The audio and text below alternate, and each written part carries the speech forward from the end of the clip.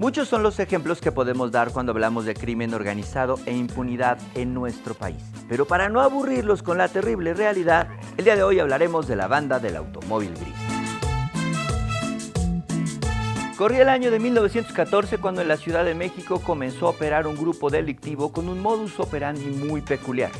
Disfrazados de militares y con órdenes de cateo en mano, entraban a las casas de las personas más adineradas y robaban de todo, principalmente joyas. Estos bandidos se aprovechaban del desorden que había en la ciudad a causa de la guerra civil. Eran tiempos del gobierno de la Convención. Había muchas carencias, cambios continuos en los mandos policíacos y algunos barrios habían sido dejados a su suerte. Ahí se aplicaba el dicho aquel de mi abuelito de a río revuelto, ganancia de pescadores. Aunque los jefes eran los mismos, los operadores cambiaban con cada golpe que daban. Sin embargo, un buen día lograron aprenderlos y acabaron en prisión.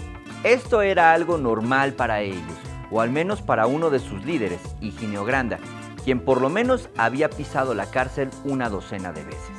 Así que en uno de tantos motines, escaparon una vez más y volvieron a las andadas. Cuando los villistas y zapatistas abandonaron la capital, las tropas de Carranza, lideradas por Álvaro Obregón, la ocuparon por varios meses. La situación de hecho empeoró.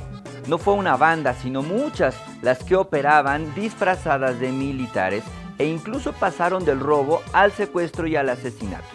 No en vano se acuñó en esos días el término carrancear, cuyo significado más cercano es robar. Higinio Granda volvió a las andadas con una banda nueva. Se dice que su hermano estaba en el ejército y él entendió la necesidad de incorporarse a la policía para poder volver a hacer sus fechorías.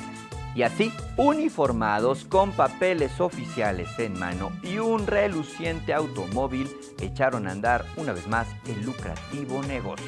Para 1915 la banda del automóvil tenía asaltos continuos cada vez más violentos. De hecho, llegaron a asaltar 4 casas en un mismo día, llamando cada vez más la atención de la prensa.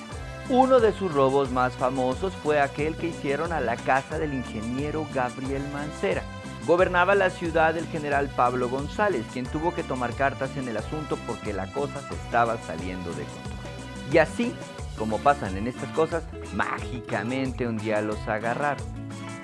Bueno, a casi todos porque Granda desapareció. Se les encarceló, se les juzgó expeditamente y fueron pasados por las armas. A sus mujeres las condenaron a 10 años de prisión. Curiosamente, a uno de los líderes se le liberó justo frente al pelotón de fusilamiento para fusilarlo después, cosa que nunca sucedió. Chismes de la época señalaban que quizá tenía alguna relación con el general González o con alguien muy bien parado en el gobierno. Y de Granda, ni sus luces.